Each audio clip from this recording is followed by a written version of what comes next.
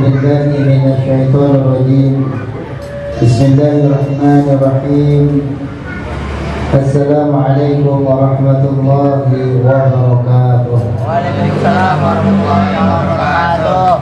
Alhamdulillah wassalatu wassalamu ala Rasulillah Sayyidina wa habibina wa qurrati a'yunina wa maulana Muhammad bin Abdillah wa ala alihi wa sahbihi wa mawala. La hawla wa la quwwata illa billah.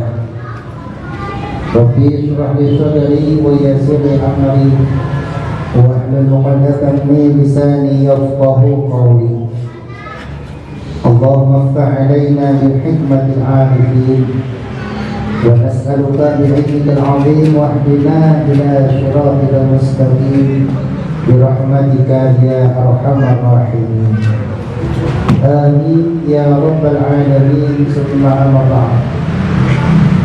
Segala puja dan puji kepada Allah, terlimpahkan pula salawat dan salam kepada baginda Nabi Muhammad Rasulullah, yang semoga dan senantiasa kita berharap Allah jadikan kita sebagai hamba-hamba Allah yang senantiasa istiqamah dalam beribadah, istiqamah dalam beramal salihah, dan tentunya istiqamah dalam bermajlis, dan kelak kita mendapatkan syafaat rizmah baginda Nabi Muhammad sallallahu alaihi wasallam yaumil akhir.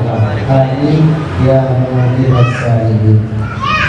Sahabat-sahabat yang dimuliakan oleh Allah Subhanahu wa taala, setelah majlis tadi dibuka dengan pembacaan tawas dan pembacaan surah Suratul Muhammad, dilanjutkan dengan pembacaan Maulid Sintul Duror, berdirikan pula salawat dan salam kepada baginda Nabi Muhammad, sampailah kita dalam kajian kita Tarikh wa Tarikh, yang malam hari ini kitab yang berwarna oranye, kalau tidak salah itu ada di halaman 108,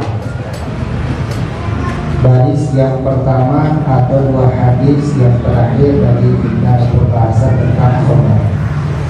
Kitab yang berwarna biru ada di halaman 112, yaitu 4 baris dari bawah,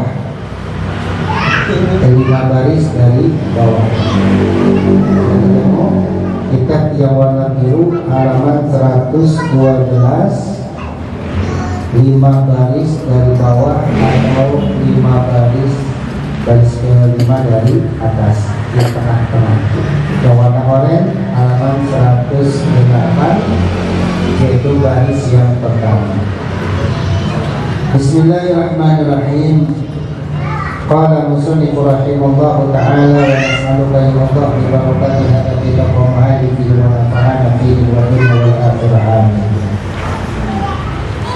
Wa qala, dan telah bersabda sallallahu alaihi wasallam, yaitu baginda Nabi Muhammad sallallahu alaihi wasallam, man, siapa orang tarokah yang telah meninggalkan al-khamra, minuman keras atau sejenis tuak dan sebagainya, wa huwa, sedangkan dia yaqdiru alaih, mampu untuk meminumnya. Siapa orang yang meninggalkan minuman keras, sedangkan minuman keras sudah ada di depannya, sudah ada di tangannya, sudah tersedia, tinggal minum, tinggal tenggak, dan dia ada kesempatan untuk minum itu, ada kemampuan untuk minum itu, tapi dia tinggalkan, dia tidak minum itu minuman keras. Apa kata baginda Rasul? La usqiyannahu minhu, niscaya aku akan berikan kepada orang tersebut, atau tuangkan, minumkan kepada orang tersebut, min hadiratil quds, dari yang lebih bersih, lebih suci yang dari dia hadapi ketika itu, yaitu minuman keras. Artinya sahabat, kalau ada minuman keras sudah di depan kita, apakah namanya itu whisky, apa namanya, cuan apa itu? Ya? Minum minuman keras itu banyak mereknya tuh. Sampai yang paling ringan katanya anggur hitam merek bapak tua kopi miring. Siapa tuh yang sudah ada di depannya? Dia bisa minum, dia mampu minum, tapi dia nggak mau minum, ditawarin dia nggak mau. Kata Rasulullah SAW, nanti di akhirat aku akan berikan dia minuman sejenis arak seminum dengan minuman khamar di dunia, tapi yang lebih suci, lebih nikmat dari yang ada di muka bumi. Emang di surga ada arak? Ada. Apa di surga nanti ada khamar? Ada. Kalau kita ingat belajar yang namanya kitab Uqudul Zaid di Bayan Uqudul Zaid, itu ada kisah seorang pemabuk, lalu dia bertobat pada Allah Subhanahu wa taala. Selama dia hijrah dari kemaksiatan, nih contoh dan juga pelajaran buat kita. Kalau kita awalnya orang yang tidak baik, lalu kita menjadi orang yang baik, atau awalnya kita jadi orang yang ahli maksiat, lalu kita bertobat pengen menjadi orang yang taat ibadah kepada Allah, bukan hidupnya lebih mudah. Ingat itu. Bukan perjalanan hidupnya lebih mudah, lebih gampang. Tapi apa? Akan lebih sulit dan akan terasa nikmat dan segala penyakit kalau memang itu semua bisa dilalui dengan bertawakal kepada Allah Subhanahu wa taala. Biasanya pakai baju yang tumpang kambing, biasanya pakai celana yang robek-robek. Hijrah, ingat tobat pada Allah, ganti pakai sarung, pakai baju koko. Apa kata temannya? Ketika kita lewat, bau surga, penduduk surga. Ada tuh kalimat-kalimat yang menghina kita, nyindir kita, bahkan merendahkan kita. Artinya apa? Ketika kita tobat bukan lebih gampang untuk menjalani kehidupan, tapi akan terasa lebih sulit menurut kita.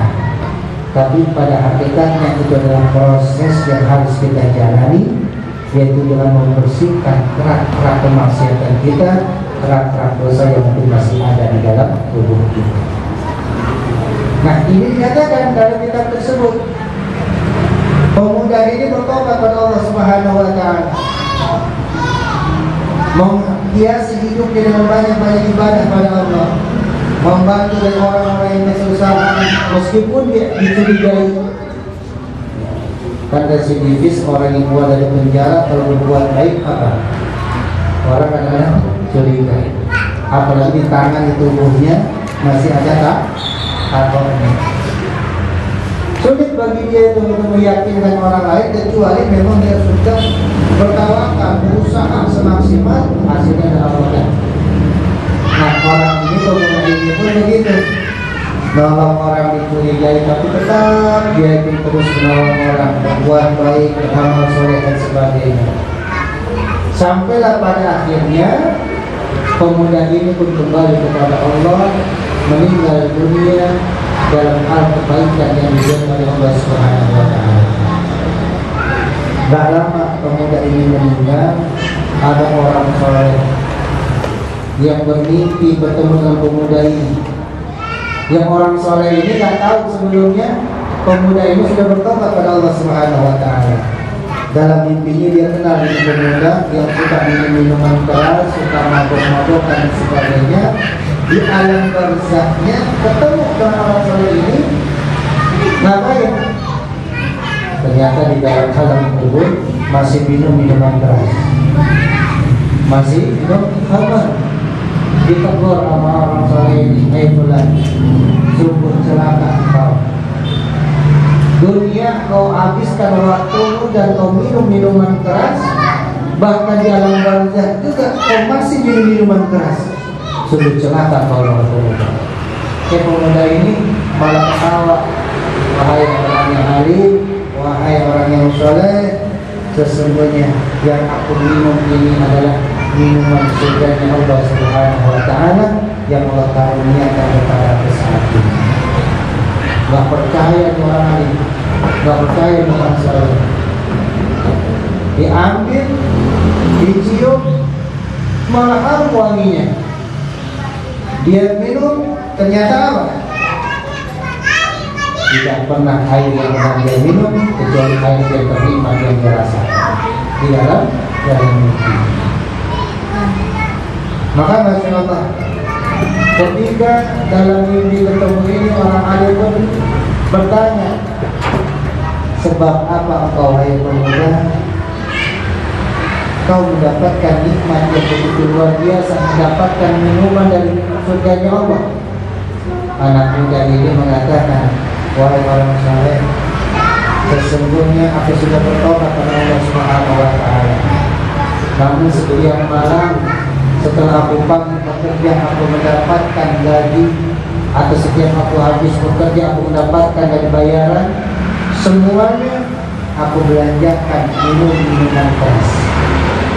Aku borong itu warung-warung minuman keras, semua minuman kerasnya. Biar apa? Biar tidak ada lagi orang yang minum minuman keras, karena sudah aku borong semua. Dan minuman keras itu aku buang ke kamar mandi ataupun ke WC.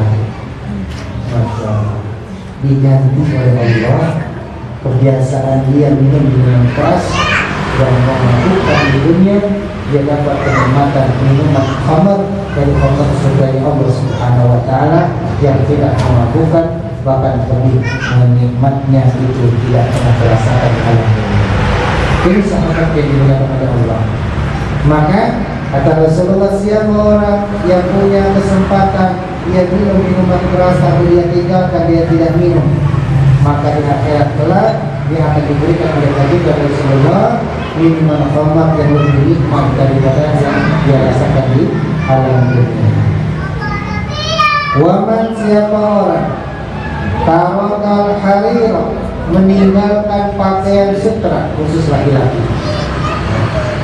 Siapa orang tak pakai pakaian sutra, wa huwa yaqdiru alaih, sedangkan dia punya, dia mampu, ada buat dia pakai tapi dia mau pakai.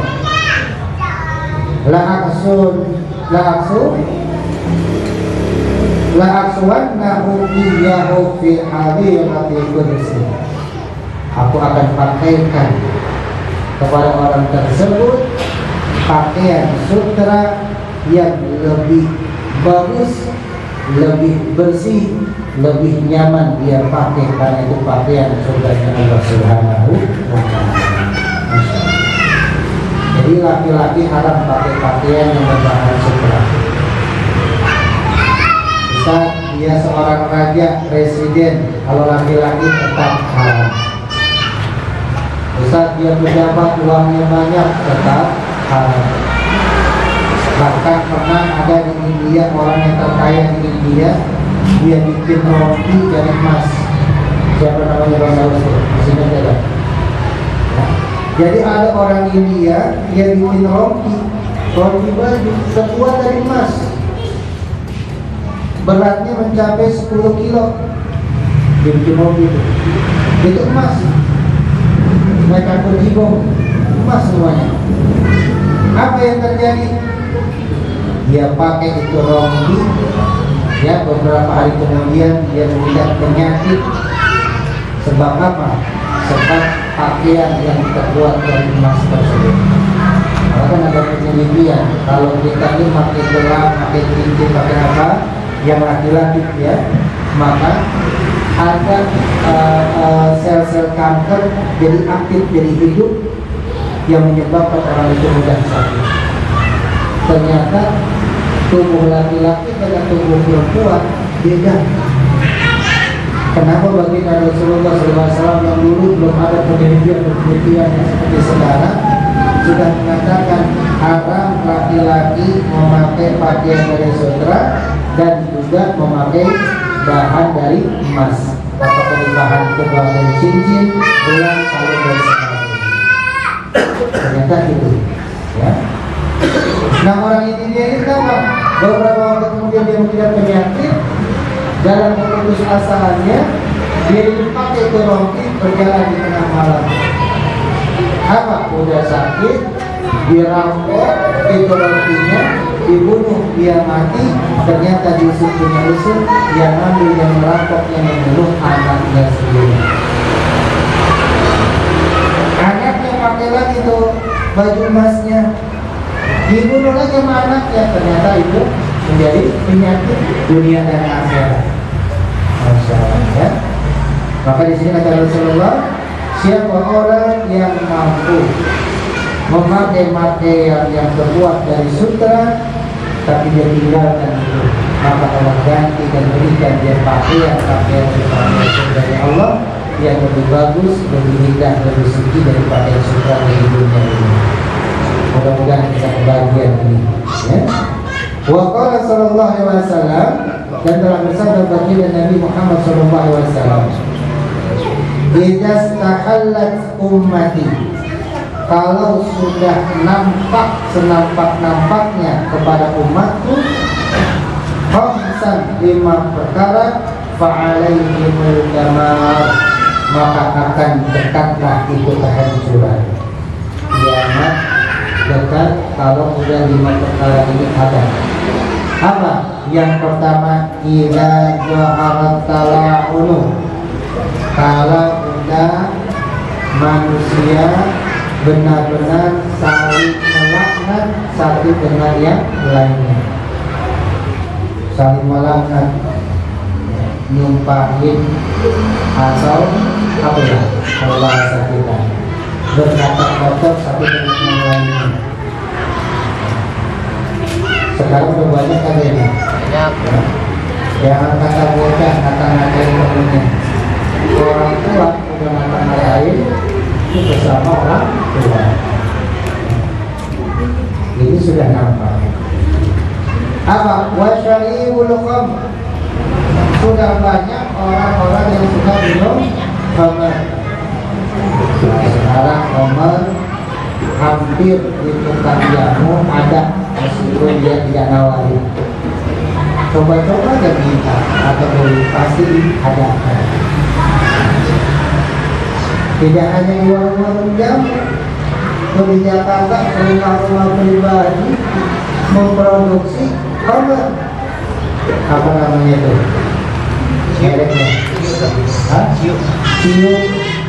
Ya, ciu. Atau yang oplosan tuh, yang banyak orang mati minum oplosan, ya? Itu arak oplosan, dia oplosan. Walabisul hariro, dan banyak yang memakai pakaian terbuat dari sutra.